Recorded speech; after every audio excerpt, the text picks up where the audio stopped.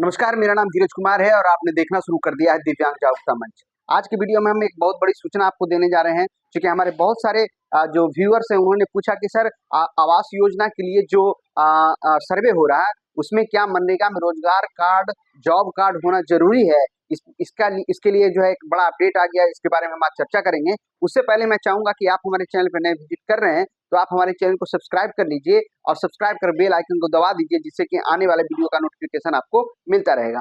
तो आज की वीडियो में हम दो बातें जानेंगे। सबसे पहले एक तो आपको ये सबसे बड़ी खुशखबरी मिलेगी कि आवास योजना के लिए आपको मनरेगा में रोजगार का जॉब कार्ड होना अनिवार्यता को समाप्त कर दिया गया है। दूसरा कि जो सर्वे का काम होगा, यानी आवास ऐप पे जो आपका फॉर्म भराएगा उसमें क्या क्या डिटेल्स आपसे मांगा जाएगा, उन तमाम चीजों के बारे में आज हम आपसे बात करेंगे और एक एक चीज आपको बताएंगे कि क्या क्या चीज उसमें आपसे पूछा जाएगा और आपको उसके लिए क्या क्या चीज बताना है। तो सबसे पहले पहली खबर की ओर चलते हैं, जिसमें ये लिखा हुआ है आपको स्क्रीन पर कि बिना जॉब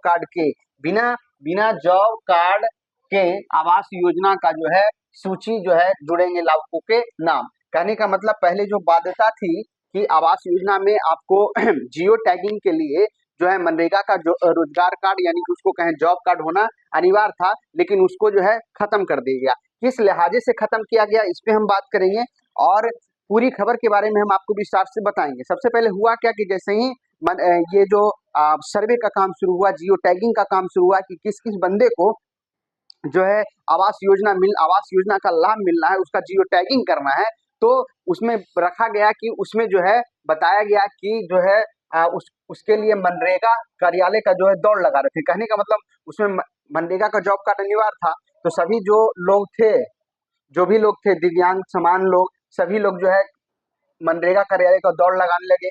किस लिए? कि वो हमको पहले बनवाना पड़ेगा। इसको लिहाजे से देखते हुए क्या हुआ कि पूरी तरह से कार्यालय में काफी भीड़ हो गया। तो इस बात की खबर जो है यहाँ पर वीडियो साहब को पता चलता है।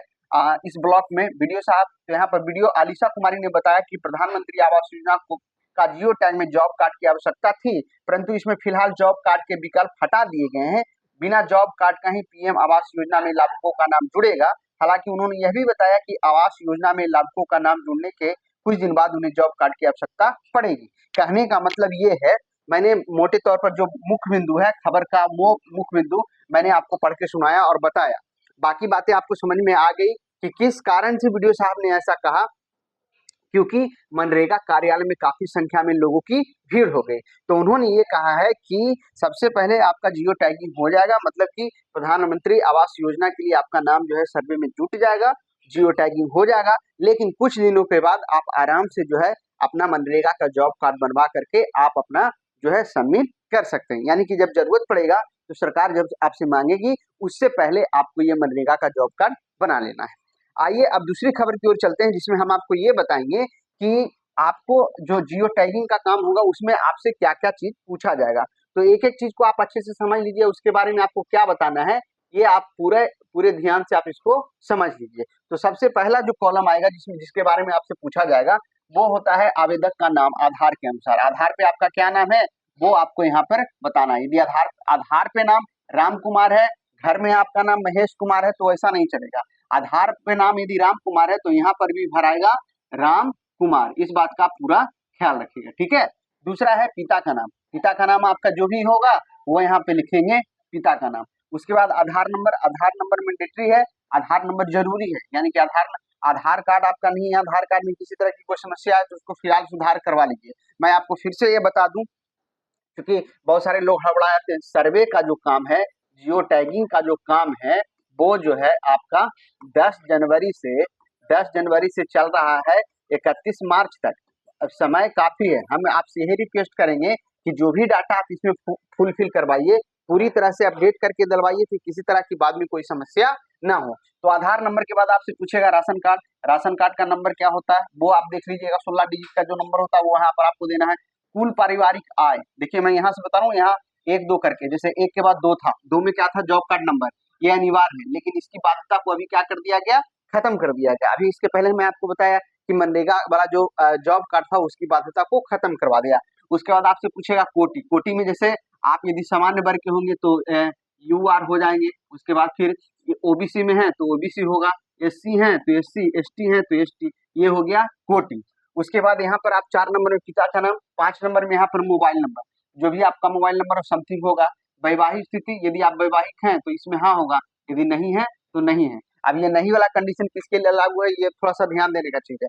और 7 नंबर में जो आधार नंबर कंपलसरी है। 8 नंबर में चाहिए तो परिवार सदस्यों की संख्या, कि परिवार में सदस्यों की संख्या कितनी है। उसके बाद 9 साक्षरता कितनी, मतलब कितने पढ़े हैं, प्राथमिक पढ़े हैं, माध्यमिक पढ़े हैं, उच्च माध्यमिक पढ़े हैं, वो हो गया। 10 नंबर में राशन कार्ड नंबर हो गया। 11 में आपका उम्र पूछा जाएगा आधार से कितनी आयु हो रही है ये आपको बताना है। आप करते क्या है, व्यवसाय, यदि कृषि करते हैं तो कृषि, व्यवसाय करते हैं तो व्यवसाय दीजिएगा। अब यहाँ पर है कि कुल पारिवारिक वार्षिक आय लाख में पूछ रहा है, कितना लाख तक उनका वार्षिक आय है। अब आपसे पूछा जा रहा है कि 3 पहिया या 4 पहिया वाहन, 3 पहिया वाहन है तो हाँ, नहीं है तो नहीं वाला कॉलम है। उसके बाद 15 नंबर में आइए, आय करदाता परिवार, यदि कोई इनकम टैक्स रिटर्न भरते हैं तो उनके बारे में बताइए। 16 है कि गंभीर बीमारी कोई है उनको, तो इसके बारे में बताइए। उसके बाद 17 में आइए कि घर में कमरों की संख्या पहले से कितनी है, कुल सिंचित भूमि क्या होगी, कुल सिंचित भूमि क्या होगी, 2 कॉलम में है। एक हो गया, सॉरी यहाँ पर असिंचित है, वहां पे सिंचित हो गया।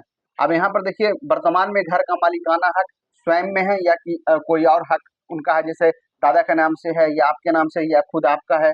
सरकारी प्राइवेट नौकरी यदि है तो हाँ, प्रति माह कितना मिलता है, यदि हाँ है तो कितना उनका जो है पेमेंट है। अब यहाँ कृषि यंत्र है या नहीं ये बताना है, शौचालय है या नहीं ये बताना है, लिंग पुरुष है या स्त्री ये बताना है, विकलांग में कोई सदस्य है कि नहीं, यही कॉलम आप लोग के लिए काम करेगा। यदि आप विकलांग हैं तो हाँ, अच्छा विकलांग हैं तो इसमें आपको मिलने वाला क्या है, बार बार मैं बोल रहा हूँ कि 5% का जो है आरक्षण है। कितना प्रतिशत का आरक्षण है, 5% का आरक्षण है दिव्यांग लोगों के लिए। अब इसमें चलेंगे, इसमें इसमें आपको इसके अलावा भारत में कहीं भी अन्य घर की स्थिति है शून्य तो शून्य, उसमें टिक आउट कर दीजिएगा।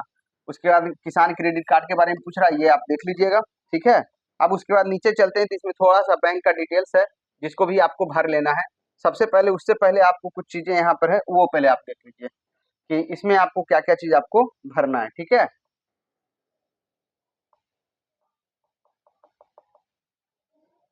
चलिए, अब हम आ जाते हैं यहाँ पे। यहाँ पे आप देखेंगे, एक एक कर आपको समझ लेना है कि किस प्रकार से इसको आपको भरना है, ठीक है। चलिए, इसको कुछ समय के लिए साफ कर दिया जाए। अब यहाँ से सबसे पहले आपको जो है फिल करना है, यहाँ नाम आधार के अनुसार, आधार के अनुसार क्या हो गया, नाम यहाँ पर सबका डाल दीजिएगा। आधार नंबर, उम्र, आवेदन से संबंध, माने परिवार में जो भी सदस्य है उनका यहाँ पर डिटेल्स आपको देना पड़ेगा, उनका आधार नंबर, आधार के साथ उनका उम्र होगा और उनके साथ संबंध क्या होगा, जैसे किन्हीं का पुत्र का हो सकता है, किन्हीं का माता का संबंध हो सकता है, पत्नी का संबंध बना सकते हैं, जो भी हो यहाँ पर अपना जो व्यक्ति रहेंगे अमुक व्यक्ति के साथ क्या संबंध है। वैवाहिक स्थिति हाँ या हाँ में है तो हाँ, नहीं में है तो नहीं, tick out, sorry tick out कर दीजिएगा, टिक आउट कर दीजिएगा। नहीं है तो नहीं, हाँ है तो हाँ। उसके बाद साक्षरता कहाँ तक पढ़े लिखे हैं, ये क्या करते हैं ये यहाँ पे भरना है। उसके बाद यहाँ पर सिंपल सा बैंक का नाम, खाता संख्या, IFC कोड और खाता की स्थिति, एनपीएस की स्थिति, एमपीसीआई की स्थिति, ये तमाम चीजें जो है भरना पड़ेगा। और उसके बाद नीचे में जो है आपको आवेदक का सिग्नेचर करना पड़ेगा। नीचे में जो यहाँ पर आप देख रहे हैं, यहाँ पर आपको क्या करना पड़ेगा, सिग्नेचर करना पड़ेगा। जो भी आपका नाम रहेगा उसके नाम से आप क्या कीजिएगा, यहाँ पर सिग्नेचर कीजिएगा। तो ये तमाम चीजें जिसके बारे में मैंने आपको बताया। इसके बावजूद भी यदि आपको आवास योजना से रिलेटेड कुछ यदि समस्याएं होती है तो आप जो है हमें कमेंट कीजिए, कुछ सुझाव भी दे सकते हैं और उसके अनुरूप हम काम भी करेंगे। तो आज की वीडियो में इतना ही, फिर मिलते हैं नेक्स्ट वीडियो में, तब तक के लिए धन्यवाद।